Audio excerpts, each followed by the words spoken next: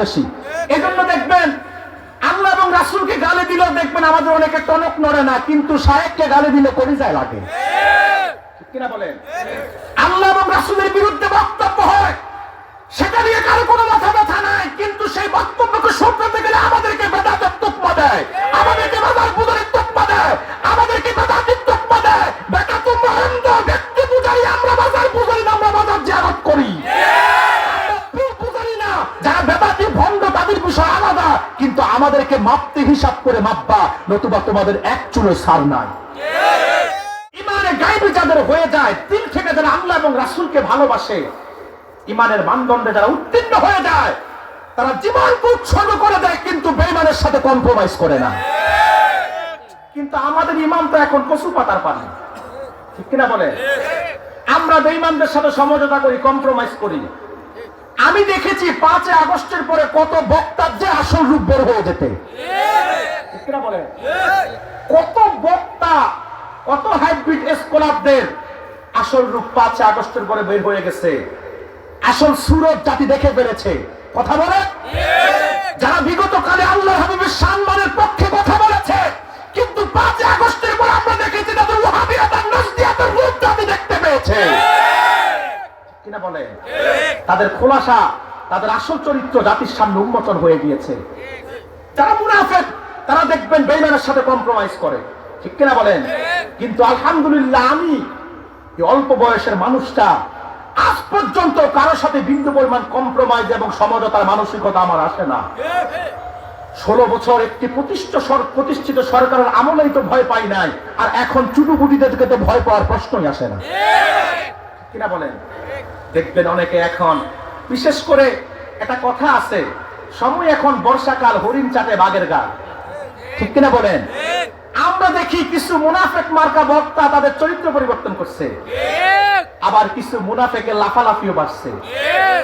আল্লাহর ওলিদের শান মানের খেলাফ, আল্লাহর হাবিবের তাজিমের খেলাফ, সাহাবায়ে কেরামের আজমতের বিরুদ্ধে, মুহাব্বতের বিরুদ্ধে এখন তারা বক্তব্য দিতে আর মুখে লাগান নাই। তবে মনে রেখো, এত সহজ নয়। এই দেশের মানুষ সব ক্ষেত্রে কম্প্রোমাইজ করলো, আল্লাহ এবং তার হাবিবের সম্মানের ক্ষেত্রে কারোর সাথে কম্প্রোমাইজ করে না। ঠিক কিনা বলেন? আমার দুঃখ লাগে তাদের ব্যাপারে। আরে ভাই, সরকারকে ক্ষমতায় আসবে কে যাবে সেটা রাজনৈতিক বিষয়। ঠিক কিনা বলেন? কিন্তু আলেম তোমার চরিত্র পরিবর্তন হবে কেন? ঠিক কিনা বলেন? তোমার আসল রূপ প্রকাশ পাবে কেন? অনেক আলেম এখন, এতদিন তাদের মুখের মধ্যে তালা মারা ছিল, এখন তালা খুলছে। ঠিক কিনা বলেন?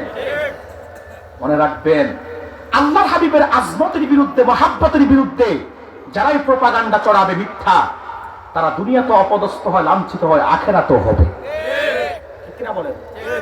আজকে আমি বড় দুঃখ নিয়ে বলে থাকি, আমার দেশে স্বাধীনতা বলা হয়, আসলে প্রকৃত স্বাধীনতা এই জাতি কখনো পায় নাই, এত সহজে পাওয়ার সম্ভাবনাও নাই। বলুন হুজুর কেন? 71-এ পাকিস্তানের থেকে আমরা মুক্তি পেয়েছি, কথা বলে না, কিন্তু আমাদেরকে শাসন আর শোষণ করছে ভারত। 24-এর স্বাধীনতার পরে একটা পক্ষ থেকে এই জাতি মুক্তি পেয়েছে, কিন্তু আমরা দেখেছি এক পক্ষ জুলুম যদিও দুনিয়া বিদায় নিয়ে অবসান ঘটেছে, বহুজন আরো জালেমের রূপ ধারণ করেছে। এখনো তো বাংলাদেশে মাহফিলে বাধা দেওয়া হয়, এখনো তো বাংলাদেশে মাহফিলে ওলামায়ে কেরামদেরকে শোকজ করা হয়, এখনো তো আল্লাহর হাবিবের শানের বিরুদ্ধে, শানের পক্ষে কথা বলতে গেলে বেদাতের তকমা দেওয়া হয়। গত কয়েকদিন আগে আপনাদের বিয়ানীবাজারে আমাকে আসতে দেয় নাই, আমি তারিখটা আর বললাম না, এলাকার নামটা আর বললাম না। আপনাদের বিয়ানীবাজারে গত কিছুদিন আগে আমার প্রোগ্রাম ছিল। তারা কারা যারা আমাকে আসতে দেয় না? ইসলামকে এভাবে প্রতিষ্ঠা করবা? কথা বলেন। এবং কি এমনও শুনতেছি কোন প্রোগ্রামে আমাদের মুরব্বী যারা, তাদের বিষয়ে তারা অনেক রকমের কথা বলে। বেটা, মানুষ পাগল হলে যা মন চায় তা করতে পারে। আমি আমার বক্তব্যে বলে থাকি, মনে রেখো, দ্বীন এবং কওমে মিল্লাতকে নিয়ে ভাবো, ইসলামের সুমহান আদর্শ জাতির সামনে তুলে ধরো, আগামী দিন সুন্দর সমাজ বিনির্মাণের জন্য কাজ করো, মতানৈক্যের ঊর্ধ্বে গিয়ে নিজেদের অবস্থানকে পরিষ্কার করো। আল্লাহর ওলিদের সাথে লাগতে গিয়ে আমরা অস্তিত্ব বিলীন হয়ে যাবে। কারণ মুরগির পলক দিয়ে কান চুলকানো যায়, কবুতরের পলক দিয়ে কান চুলকানো যায়, সিংহের লেজ দিয়ে, বাঘের লেজ দিয়ে কান চুলকাতে গেলে বিপদ আছে। কিনা বলেন? তো আজকে তাই হচ্ছে। আল্লাহ হাবিবের সাহাবীদের আজমতের বিরুদ্ধে কথা, আল্লাহ হাবিবের আজমতের বিরুদ্ধে কথা, রাসূলুল্লাহ সম্মানের বিরুদ্ধে কথা, এগুলো তো মুসলমানের বৈশিষ্ট্য, এগুলো মুনাফিকদের বৈশিষ্ট্য। তো কেন বললাম কথাগুলো? সাহাবায়ে কেরামের ঈমানটা কামেল ঈমান ছিল, এই জন্য তারা সবকিছুর ঊর্ধ্বে আল্লাহ এবং রাসূলকে ভালোবেসেছে। কিন্তু আমরা সেটা পারি নাই, আমাদের কাছে দুনিয়ার স্বার্থটা বেশি। এজন্য দেখবেন আল্লাহ এবং রাসূলকে গালি দিলেও দেখবেন আমাদের অনেকে টনক নড়ে না, কিন্তু শায়েখকে গালি দিলে কলিজায় লাগে। ঠিক কিনা বলেন? আল্লাহ এবং রাসূলের বিরুদ্ধে বক্তব্য হয়, সেটা নিয়ে কারো কোনো মাথা ব্যথা নাই, কিন্তু সেই বক্তব্যকে শুনতে গেলে আমাদেরকে বেদাতের তকমা দেয়, আমাদেরকে বাজার পূজারের তকমা দেয়, আমাদেরকে বেদাতের তকমা দেয়। বেদাত মহান্দ ব্যক্তি পূজারি, আমরা বাজার পূজারি না, আমরা বাজার জিয়ারত করি। পূজারি না, যারা বেদাতি ভণ্ড তাদের বিষয় আলাদা, কিন্তু আমাদেরকে মাপতে হিসাব করে মাপবা, নতুবা তোমাদের এক চুলো ছাড় নাই।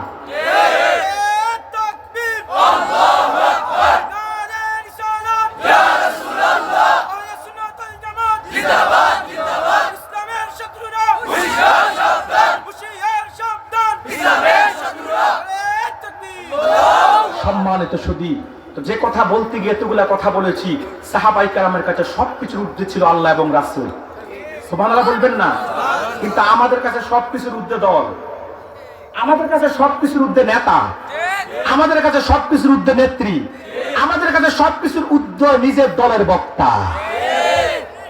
অন্য দলের বক্তা চুন থেকে পান খসলে সমালোচনার ঝড় ওঠে, কিন্তু নিজের দলের বক্তা ভুল করতে করতে কাফের হয়ে গেল, কথা নাই। আমি সব কথা ডাইরেক্টলি বলবো না, ইশারায় বলে যাবো, জ্ঞানীরা বুঝে নিবেন। সম্মানিত সুধী, যে কথা বলছিলাম, অথচ আল্লাহর হাবিবের সাহাবীদের ভালোবাসা ছিল এমন, এদের কাছে জীবনের চাইতে আল্লাহ এবং রাসূল বেশি প্রিয় ছিল। এটা তো ঈমানের মানদণ্ড, ঠিক কিনা বলেন? কারণ আল্লাহর হাবিব বলেছেন, সহিহ বুখারীর হাদিস, আনাস বিন মালিক বলেন, লা ইউমিনু আহাদুকুম হাত্তা আকুনা হাব্বা ইলাইহি মিন ওয়ালিদিহি ওয়ালাদিহি ওয়ান নাসি আজমাইন।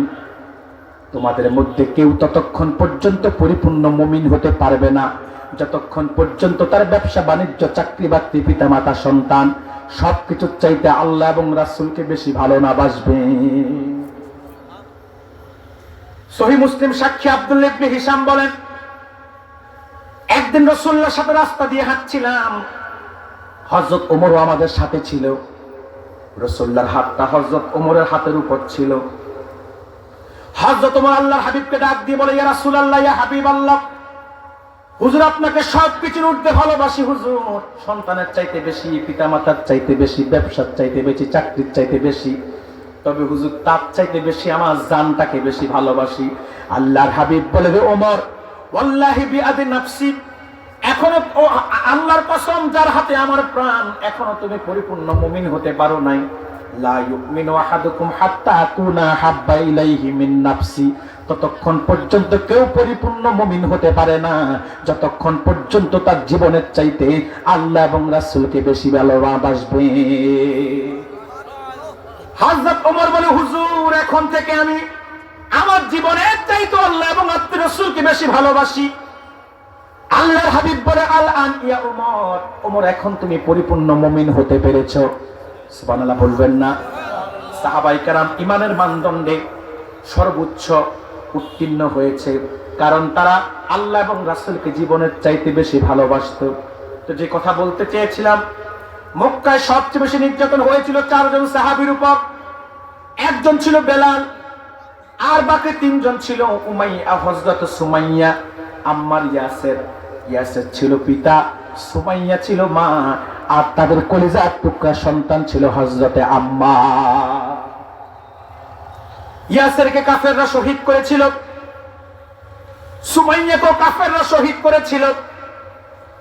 লজ্জাস্থান দিয়ে তাদের, সুমাইয়ার লজ্জাস্থান দিয়ে কাফেররা বর্ষ পর্যন্ত প্রবেশ করিয়ে দিয়েছে। নাউজুবিল্লাহ বলবেন না? সন্তানের সামনে মাকে উলঙ্গ করেছে। শুধু তাই না, শুধু তাই না, এত নির্যাতন, এত নির্যাতন। কাবার চত্বরে প্রকাশ্যে আবু জাহেল আম্মারের দেহের মধ্যে আগুন ধরিয়ে দিয়েছে। ধাউ ধাউ করে আম্মারের দেহের মধ্যে আগুন জ্বলছে।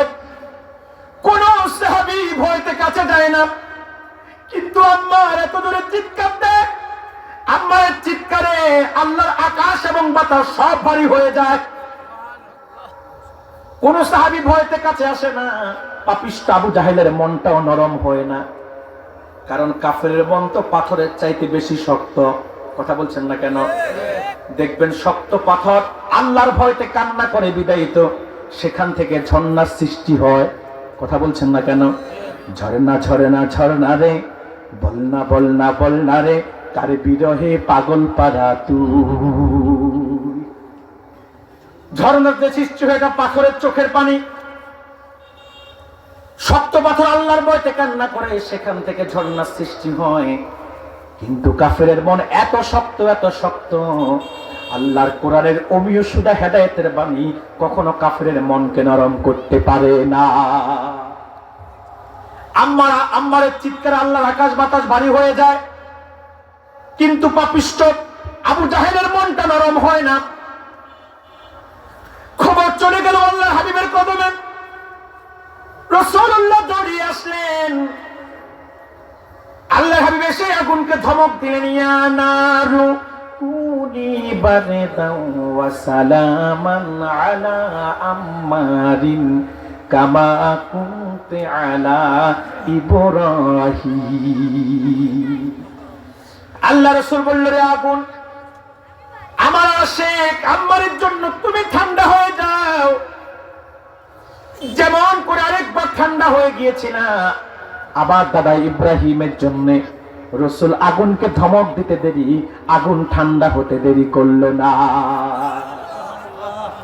এখন আমি এতক্ষণ পর্যন্ত এটাই বুঝাতে চাইলাম, আল্লাহর হাবিবের সাহাবায়ে কেরাম আল্লাহ রাসূলকে এবং আল্লাহকে এত ভালোবাসতো, এত ভালোবাসতো, তারা তাদের জীবনের চাইতে আল্লাহ এবং রাসূল বেশি প্রিয় ছিল।